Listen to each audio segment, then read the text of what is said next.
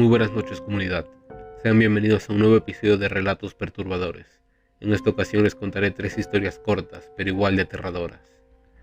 El primer relato se llama 1, 2, 3. El pequeño Tomás odiaba que lo dejaran al cuidado de la vecina, una viejecilla de extrañas manías, muchas de las cuales la gente relacionaba con brujería, y aún así, los padres del niño no se dejaban llevar por tonterías y confiaban mucho en ella, de tal manera como para encomendarle a su hijo pequeño. Para él, era la más horrible de las pesadillas. No podía pegar un ojo debido a la serie de inexplicables ruidos que siempre se escuchaban en su pequeño departamento, y sobre todo una terrible canción que ella repetía una y otra vez para acompañar sus pasos. 1, 2, 3. Me oyes pero no me ves. 4, 5, 6. No me encontraréis. 7, 8, 9. Estoy más cerca de lo que crees. El niño entonces se sentía acechado, buscaba alrededor, vigilaba cada rincón, quería esconderse, pero le era prácticamente imposible, pues es bien sabido por todos que debajo de la cama o el armario están los monstruos, y esos eran los mejores escondites. Ni en su casa se sentía seguro, pues la anciana tarareaba todo el día la misma tonada, y Tomás los escuchaba porque ambas casas tenían una pared en común. Con el paso del tiempo, el chico fue creciendo, y el miedo se hizo menos, hasta que una noche, mientras caminaba del trabajo a la casa, un chiflido se hizo eco en la oscura calle que transitaba. La tonada le parecía familiar, pero no podía recordar con exactitud, hasta que los chiflidos se volvieron palabras. 1, 2, 3. Me oyes pero no me ves.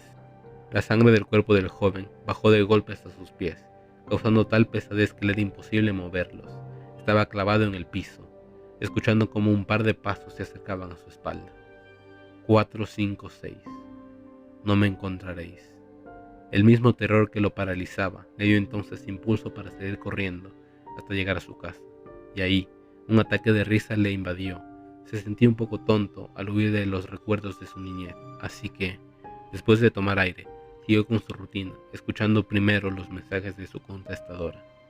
El único era de parte de su madre, pidiendo que asistiera al funeral de la viejecilla, y en ese momento no pudo detener los escalofríos que subían electrizando a la vez todo su cuerpo y erizándole los pelos al escuchar nuevamente. 7, 8, 9. Estoy más cerca de lo que crees. Y ahora, el siguiente relato se llama La muerte les jugó una mala broma. Juan Pablo Martínez y Eliseo Ramírez eran dos amigos inseparables, que continuamente estaban en los antros de moda en busca de encontrar diversión, y ese día era 1 de noviembre, unos días en donde se le da culto a la muerte en la Ciudad de México y en todas las ciudades del país. Al salir a divertirse se consideraba una falta de respeto para los difuntos. Ellos hicieron caso omiso a los reclamos de los familiares. Salieron al sitio de moda en busca de lo que todo joven de su edad busca, y es conocer a las mejores mujeres del lugar. Como era de esperarse, el lugar en ese día memorable parecía un desierto, pero al parecer la suerte de ellos cambió radicalmente cuando en la entrada vieron llegar un par de damas que incesantemente los miraban, como invitándolos a hablar. Juan Pablo es más aventado de los dos, corrió a su encuentro, presentándose con las bellas chicas. Ellas se dejaron mimar y estuvieron parte de la noche, bailando sin parar. Ellos se veían sorprendidos, nunca antes dos mujeres tan bellas como ellas, que parecían modelos de pasarelas de las grandes revistas de moda, y se habían fijado en ellos. Algo que no podían creer, pero por si eso fuera poco, ellas los invitaron a seguir la fiesta en su hogar, una casa antigua que estaba en una de las colonias de más renombre de la capital. Fue el mejor de sus días, y después de unas horas ellos se despidieron de las lindas mujeres que acababan de conocer, pero de las cuales nunca se hubieran querido desprender, quedando de verse al siguiente día para volverlas a ver.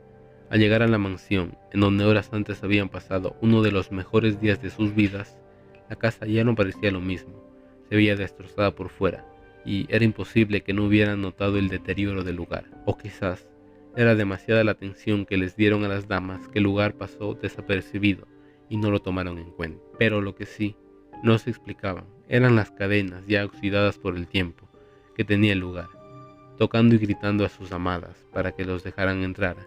Fue como si varios vecinos salieron por todo el alboroto que estaban causando los jóvenes, en busca de que salieran de la casa. Cuando se dieron cuenta A palabras de los vecinos, que ese lugar tenía muchas décadas de estar abandonado, y tan solo se sabía que las hijas de un acaudalado hombre de negocios se habían encontrado muertas, debido al escape de la tubería de gas, con lo que el padre de ellas, hundido en la tristeza, abandonó el lugar. Pasó mucho tiempo, y nadie nunca en muchos años pisó ese lugar. No se supo nada del padre de las chicas de esa lamentable tragedia. Desde ese día, los amigos cambiaron radicalmente y fueron a pedir perdón a la iglesia. Habían faltado el respeto al Día de Muertos, y ellos por mucho tiempo dejaron de salir, como habitualmente lo hacían. Por siempre se preguntaron si ese día, que fue de los más felices de sus días, lo habían pasado al lado de personas muertas, hasta que uno de ellos buscó en la red la historia del lugar, viendo que 20 años atrás las dos damas que conocieron en el antro eran las que habían muerto. En el mencionado lugar, todo quedó claro para ellos. La muerte les había jugado una mala broma, una historia de terror que ellos dos nunca olvidarán.